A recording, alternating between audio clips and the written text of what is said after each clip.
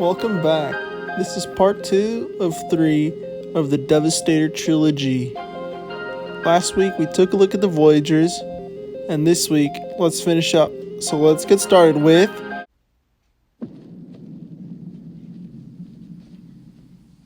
the first character of this video that only shows up in vehicle mode in the movie. This is also the second ever toy of Overload as well, the first being the Legends one from 2009. This is also the second figure where I only have the box set version, as the single release became a bitch to get my hands on. His design is close to a spider, which was something that really resonated with me ever since I saw his concept art all those years ago in 2009. Articulation. This one's pretty unique due to all the extra limbs in the arms, but overall it's pretty basic when it comes to the legs and stuff like that. I also love those ratchet joints in the arms.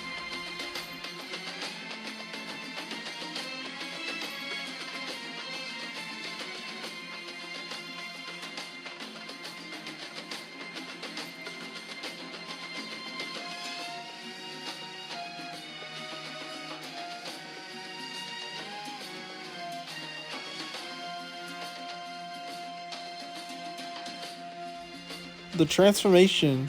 If you haven't noticed by now, I really do enjoy all the simplistic design choices for each of them. And it's no different here because it's nice and easy.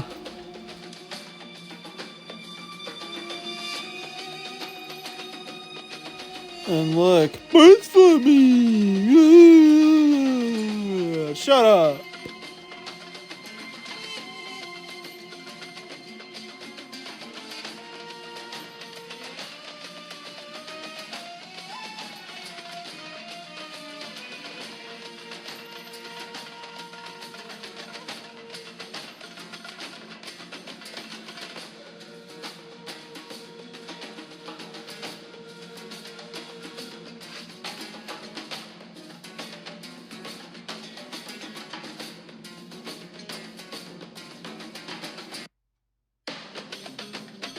And that vehicle mode's pretty spot on to what we saw in the movie for the short few seconds that we did see it. And yeah, a lot of people would complain about this hole in the front, but clearly it needs to go in his butt in order for him to have that stinger looking thing in robot mode, so I do not mind at all. And since Overload was not included in the old Devastator box set, here he is with his current fellow Constructicons.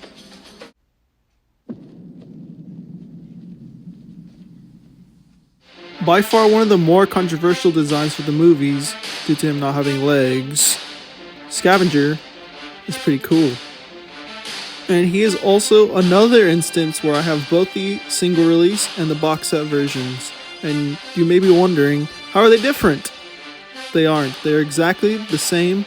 The only way I could tell the difference is the sturdiness of the ratchet joints, where the single release both arms are pretty tough. On the box set version only one of them is. Being another character that shows up in the movie, he is very accurate to the CG model. However, it's not Scavenger that shows up in the movie, it's Demolisher. And now that I bring him up, I wonder why Hasbro hasn't decided to do him yet. When it comes to articulation, it's practically the same as Skipjack or Rampage, but except minus the little tail section. And this is by far the shortest clip of articulation due to him only having arms.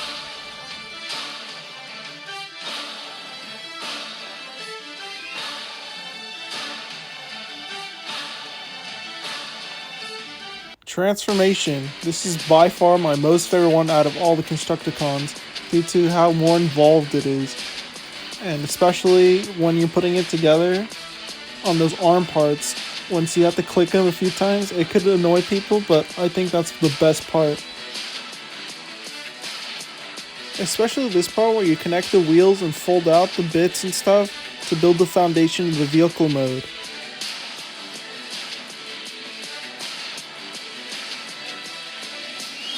Then we begin the clicky arm part that could annoy other people, because I know it annoyed the hell out of my mom for sure when I first got this guy.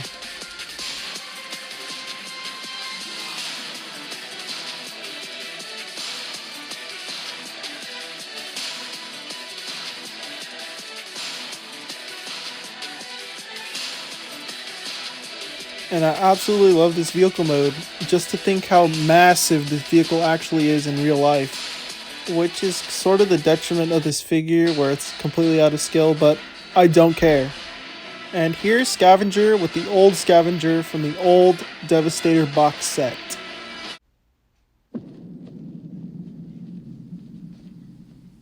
Another character that shows up in vehicle mode but not robot mode in the movie, despite the concept art being created.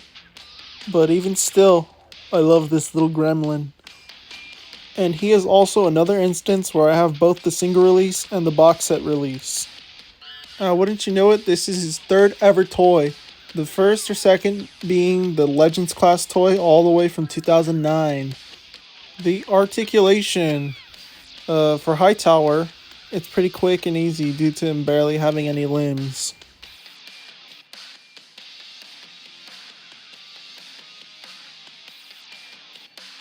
But those dinosaur arms though.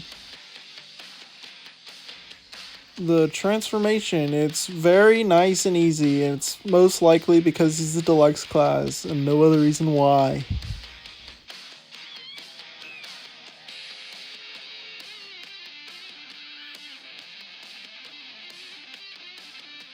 But he's nice and dinky though. And here's Hightower with the old Hightower from the old Devastator box set.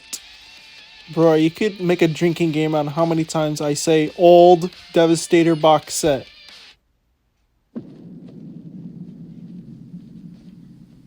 And the figure we close on is by far the most unique one of the bunch. And I'll tell you why he's the most unique one. It's because he's the first figure that I picked up out of all the Constructicons. Also because of some error, but we'll get to that. And because he's the first one I picked up, there's two of them, the single release and the box set version. And here's Scrapmetal next to his concept art, and he pretty much looks like it. And now, the error. While Scrapmetal does in fact show up in the movie, he shows up in vehicle mode. But when you see the robot mode, it's just a reuse of Scrapper. And it doesn't help when the little Dr. Bot says kill the little one, and they kill Scrapper, but obviously Scrapper is taller than Scrapmetal. And I don't mean to burst your bubble, Scrapmetal, but you know it's true. And the articulation, it's probably what you come to expect at this point. It's just a, it's just a normal dude. What are you expecting a commentator? Like normal articulation. It's the same as fucking Marvel Legends, Star Wars Flexes, or whatever it's called. So why do you expect me to go after shit like this? There's no point. Like, what you watch me, I'm like, it's series YouTubers, it's like someone's playing around or off the bottom for, okay, I'm not the one for this. Transformation, it's another deluxe, so it's nice and easy, and there's nothing wrong with that. It's quick to the point.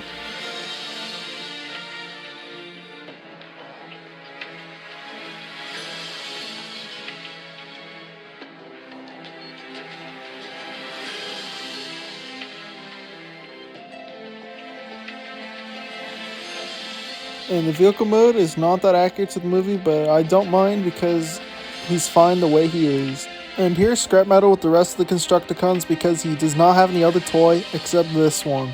And holy hell, they do not fit in the standard settings on the camera on my phone, so I had to do the setting that pulls it all the way back. I'm like, oh my god. And gee golly, that's already 2 parts. We already know what next week is, so stay tuned when Devastator shows up.